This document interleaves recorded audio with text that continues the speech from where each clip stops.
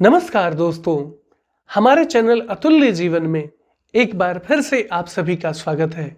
यूं तो हर बार हमारी यही कोशिश होती है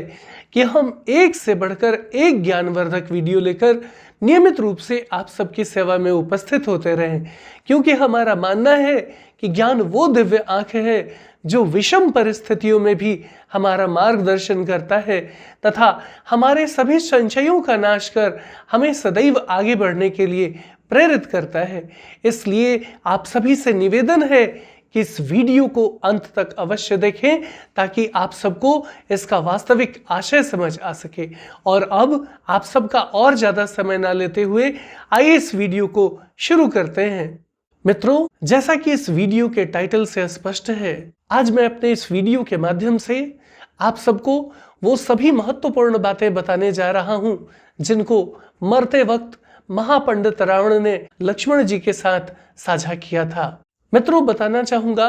कि यूं तो इस पूरी धरती पर रावण के जैसा प्रकांड विद्वान कोई दूसरा था ही नहीं, और यही नहीं बल्कि तीनों त्रिलोक में रावण का कोई जोड़ नहीं था। महापंडित रावण ने मरते समय लक्ष्मण जी को कुछ बहुत ही महत्वपूर्ण बातें बताई थी, और ये बातें इतनी खास थीं जिनको जान लेने के बाद किसी भी व्यक्ति का जीवन संवर सकता है। तो मित्रों, बिना विलंब किए आइए इस वीडियो को बहुत ध्यान से समझने का प्रयास करते हैं। यूं तो रावण के बारे में कई सारी कथा कहानियां प्रचलित हैं जिसमें रावण को एक महापंडित के रूप में दिखाया गया है। वेद वेदांग का ज्ञाता होने के बाद भी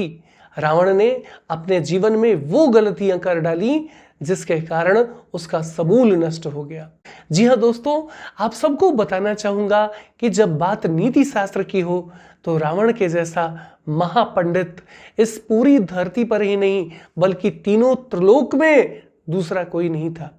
और इस बात को स्वयं भगवान श्री रामचंद्र जी ने स्वीकार किया और अपने सगे भाई लक्ष्मण को रावण के पास भेजा ताकि लक्ष्मण जी को रावण से उन महत्वपूर्ण बातों की जानकारी प्राप्त हो सके। मित्रों, बताना चाहूंगा कि जो महत्वपूर्ण उपदेश रावण ने मरते समय लक्ष्मण जी को दिए थे उनमें से सबसे पहला उपदेश यह था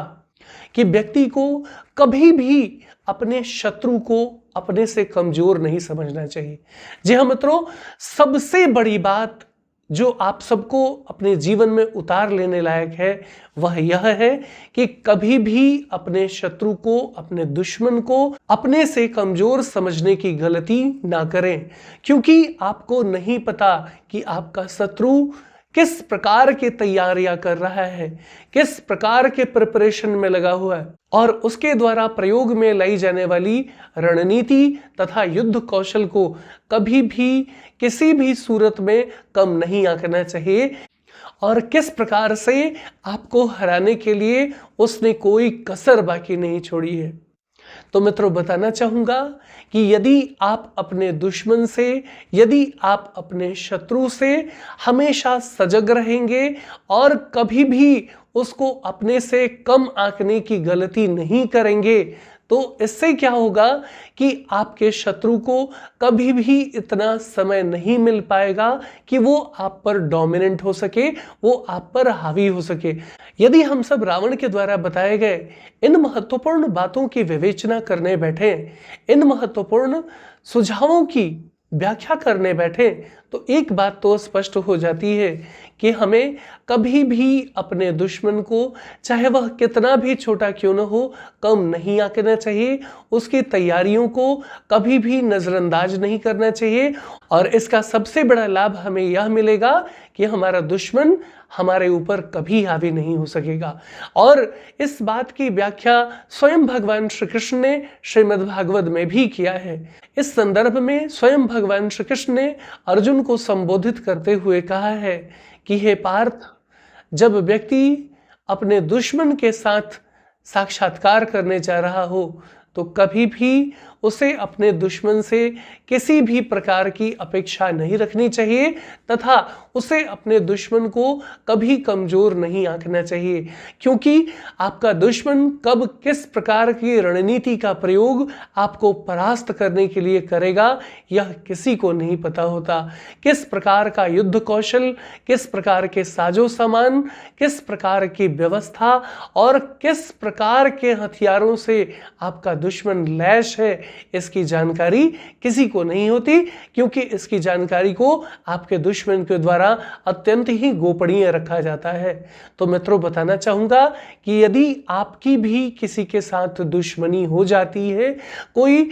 चाहे अनचाहे यदि आपका भी शत्रु बन जाता है, तो आपका यह दायित्व है, आपका यह फर्ज है कि आप उस व्यक्ति से हमेशा सजग रहें, हमेशा अलर्ट रहें और यही अलर्टनेस, यही सजगता आपको आपके दुश्मन पर बढ़त बनाए रखने में मददगार साबित होगी और आगे चलकर आपका दुश्मन कभी भी आप पर हावी नहीं हो सकेगा।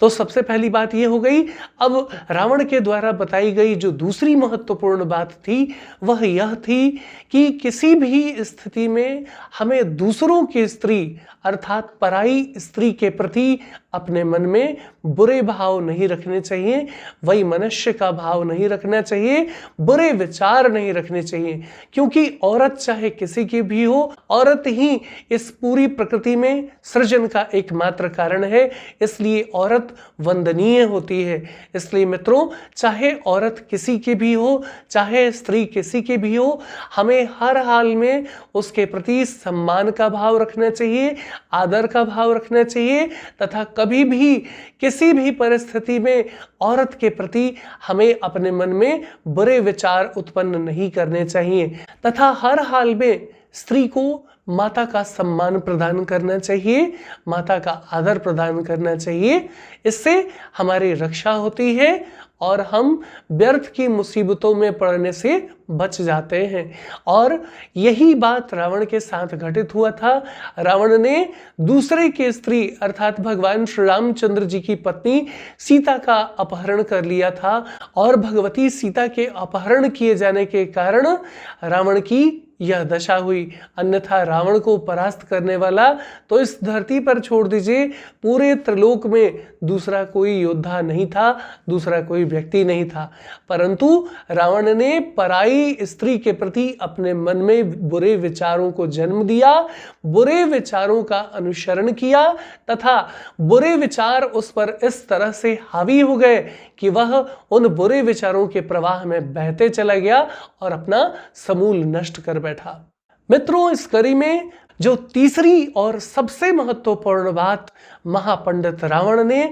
लक्ष्मण जी को बताई वह यह है कि हमें किसी भी स्थिति में अपने राज किसी के समक्ष उजागर नहीं करने चाहिए, चाहे वह व्यक्ति कितना भी क्लोज क्यों न हो, चाहे वह व्यक्ति कितना भी करीबी क्यों न हो, उसके साथ हमारा कोई भी संबंध क्यों न हो, परंतु जो हमारे राज हैं, जो हमारे रहस्य हैं, जो हमारी गोपनीय बातें हैं, किसी के समक्ष उजागर नहीं करने चाहिए। अन्यथा इस बात की कोई गारंटी नहीं है कि उस व्यक्ति के साथ जीवन पर्यंत हमारे संबंध मधुर रहेंगे, हमारे संबंध अच्छे रहेंगे। और यदि किसी कारणवश हमारे संबंध उस व्यक्ति के साथ बिगड़ गए तो संभावना इस बात की बनती है कि वह व्यक्ति क्रोध के आवेग में आकर हमारे सभी राज, हमारे सभी रहस्य, हमारे सभी सीक्रेट्स हमारे दुश्मनों के समक्ष उजागर कर देगा, जिससे हमारे पतन का मार्ग प्रशस्त हो जाएगा, जिससे हमारे दुश्मन को हम पर बढ़त बनाने में काफी मदद मिल जाएगी और इस प्रकार से हमारा दुश्मन हमारे ऊपर हावी हो जाएगा। तो मित्रों, बताना चाहूंगा कि चाहे परिस्थितियां किसी भी प्रकार की क्यों न हो, चाहे आप किसी भी प्रकार की स्थिति से क्यों न गुजर रहे हो, परंतु जो आपके जीवन के सीक्रेट्स हैं, जो आपके जीवन के गोपनीय बातें हैं, उनको कभी भी किसी भी सूरत में किसी भी व्यक्ति के साथ शेयर करने की मनाही की गई है। और यह कोई और नहीं बल्कि महापंडित रावण ने कहा है। ठीक है। और ऐसा उन्होंने इसलिए कहा, ऐसा उन्होंने इसलिए बताया क्योंकि वे स्वयं इस बात के भुक्तभोगी थे। मित्रों, आप सबको बताना चाहूंगा कि महापंडित रावण ने भावनाओं के प्रवाह में आकर अपने जीवन की सबसे गोपनीय बात अपने भाई विभीषण जी को बता डाला, और वह यह था कि मेरे नाभि में अमृत कुंड है, और जब तक यह अमृत कुंड मेरी नाभि में सुरक्षित है, इस धरती पर ही नहीं बल्कि इस पूरे ब्रह्मांड में कोई भी ऐसा व्यक्ति नहीं है जो मेरी मृत्यु का कारण बन सके। तो बताना चाहूंगा मित्रों कि ये वही राज था, ये वही गोपनीय बात थी जो विभीषण को ज्ञात थी। और रावण के साथ संबंध विच्छेद हो जाने के बाद क्रोध की अवस्था में, क्रोध के आवेश में रावण के भाई विभीषण ने यह सारी गोपनीय बातें भगवान श्री रामचंद्र जी के समक्ष उजागर कर दी, और इस प्रकार से भगवान श्री रामचंद्र जी को ज्ञात हो गया कि रावण के नाभि में अमृत कलश है, जिसके नष्ट हुए बिना रावण का कोई कुछ नहीं बिगाड़ सकता। और जो ही भगवान श्री रामचंद्र जी को रावण के जीवन से जुड़ी यह महत्वपूर्ण बात पता चली, बिना एक पल गंवाए उन्होंने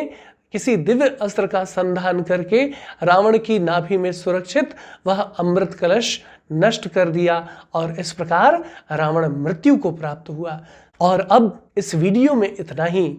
आशा करता हूं आप सबको हमारा वीडियो अच्छा लगा होगा। यदि आप सबको हमारा वीडियो वास्तव में अच्छा लगा हो तो प्लीज इसे लाइक करें और ज्यादा से ज्यादा शेयर करें, ताकि हमारा मनोबल इसी प्रकार से बढ़ता रहे और हम एक से बढ़कर एक ज्ञानवर्धक वीडियो लेकर इसी प्रकार से नियमित रूप से आप सबकी सेवा में उपस्थित होते रहें। और तब तक के लिए बने रहें हमारे चैनल अतुल्य जीवन पर। जय हिंद, जय भारत।